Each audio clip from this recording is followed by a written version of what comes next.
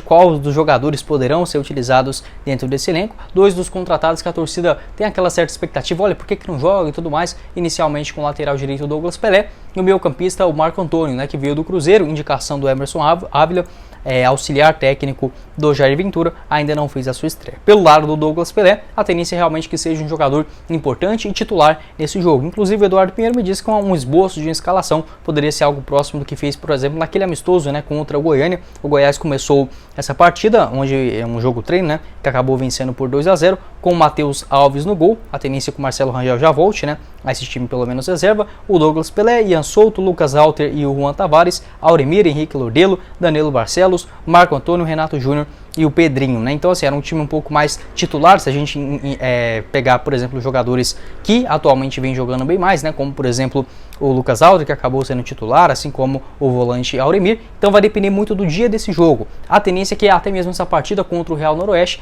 possa acontecer no começo dessa próxima semana, né? O Goiás que enfrenta aí o Cuiabá no domingo, né? Vai acontecer no dia 23. Pode ser que essa partida contra o Real Noroeste seja marcada aí para o dia 24, 25, no dia 26 já não vai ter como, né? Por conta da partida contra o América Mineiro, então ainda temos essa indefinição. Caso seja aqueles jogadores assim, olha, vai ser no mesmo dia do jogo contra o Corinthians, ou até mesmo contra o América Mineiro, né? Vamos ver aí pela frente. Aí sim o Goiás vai jogar praticamente com todos os seus não relacionados e os garotos do Sub-20. Caso tenha assim um pouco mais de espaço, por exemplo, vai jogar numa segunda-feira e o próximo jogo é contra o América, por exemplo, numa quarta, né? Vai jogar na terça e o América na quarta, ou diante o Corinthians no sábado e esse jogo na Copa Verde numa sexta. Aí sim, pode ser que apareça alguns jogadores ditos reservas, né? Ali no banco, mas nada de jogadores titulares, Tadeu, Pedro Raul, pode esquecer esses nomes. Então eu meio que fiz um esboço aqui de uma provável escalação, poderia ser até razoavelmente interessante, com o Marcelo Rangel no gol, lateral direita com o Douglas Pelé, os dois zagueiros, o Ian Souto e o Mina, né, zagueirão aí da base, acho que merece chance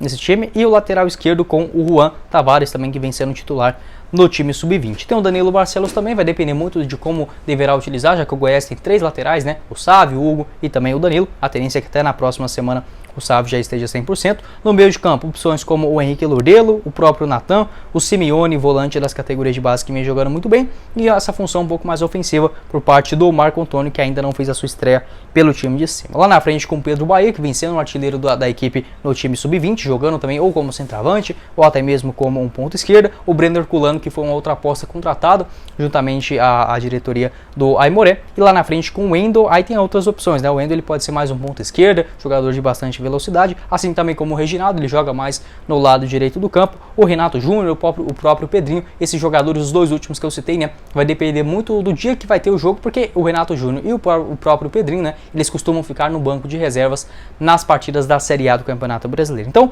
esse é um esboço de um time, né? Assim, até razoavelmente ok. O Real Noroeste, que obviamente vem se preparando exclusivamente para essa disputa da Copa Regional, fez também uma boa Série D, né, do Campeonato Brasileiro, onde acabou caindo na segunda fase mata-mata, não conseguindo o seu acesso, mas fazendo também uma boa campanha. Quero saber a sua opinião, qual seria a sua escalação e alternativa para esse jogo. Como eu falei para vocês, não tem como eu cravar uma escalação, mas de fato teremos uma mescla de jogadores não relacionados para os jogos na Série A do Brasileirão e também algumas peças importantes dentro do elenco Sub-20, que vem, né, fazendo uma boa campanha, por exemplo, na disputa da Copa Goiás. Aí você pode estar me perguntando também sobre os jogadores lesionados. A tendência é que nenhum deles participem, tá? Tanto o zagueirão Sidmar, o Mateuzinho, até mesmo lá na frente com o Lucas Emanuel, o próprio Mateuzinho, né, acabei citando ele aqui, pode fazer essa função no meio de campo, um pouquinho mais na frente, Léo Senna, Johnny Lucas, nenhum desses jogadores estarão à disposição não, tá? E o Luiz Felipe também, jogador que veio do Atlético Mineiro, ainda fazendo essa sua fase final de recuperação. Então apenas os jogadores que estão 100%, né, fisicamente. Em relação, por exemplo, à escalação